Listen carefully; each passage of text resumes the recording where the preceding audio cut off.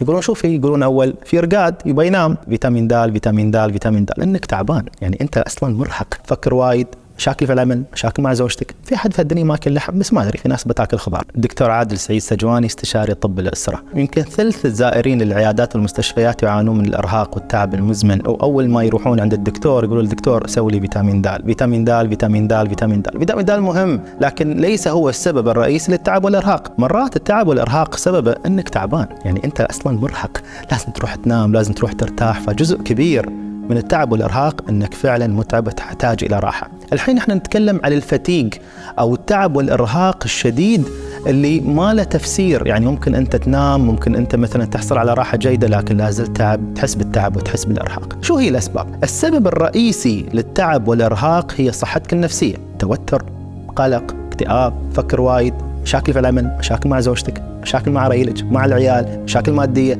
هاي الأمور التفكير الزايد فيها تسبب لك تعب وإرهاق، فهذا شيء وايد مهم ولازم ما نهمله. الحين لما نتكلم على الأسباب غير النفسية، نتكلم على الأمور الجسدية. نعم، فيتامين د مهم. فيتامين د نقصه الشديد يؤدي إلى شعورك بقلة الطاقة، بالتعب، بالإرهاق. بل فيتامين د له دور مهم جدا كذلك في تنظيم مستويات السكر لديك، صحة العظام، الصحة النفسية، صحة المفاصل، وكذلك الوقاية من كثير من أنواع السرطانات.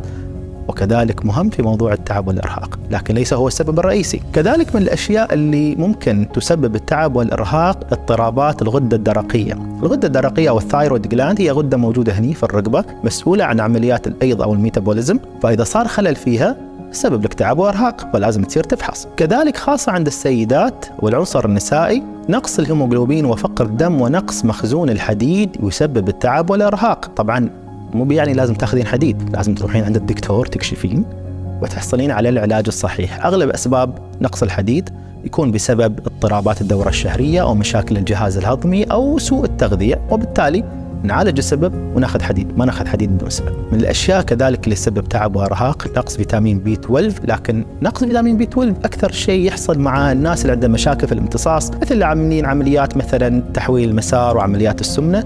كذلك الناس اللي ما تاكل لحم. في حد في الدنيا ما ياكل لحم، بس ما أدري، في ناس بتاكل خضار. اللي ياكل خضار راح يصل عنده نقص فيتامين بي 12، فقد يعاني من الإرهاق الشديد. لكن بشكل عام جزء كبير من الإرهاق الشديد هو أن أنت مرهق، ما تنام زين، تشرب مشروبات فيها منبهات كثيرة، تشرب كوفي وتشرب شاهي بشكل كبير، ما تنام بشكل مبكر. نحن نعرف أن الإنسان يحتاج إلى ساعات نوم جيدة، فإذا أنت تنام على الفجر وتقوم وتنشم الرقاد أول الصبح وما نايم زين ورايح الدوام ومتضارب وتعبان وأخلاقك تعبانة، شيء طبيعي تحس بالتعب والإرهاق، فلازم تنام.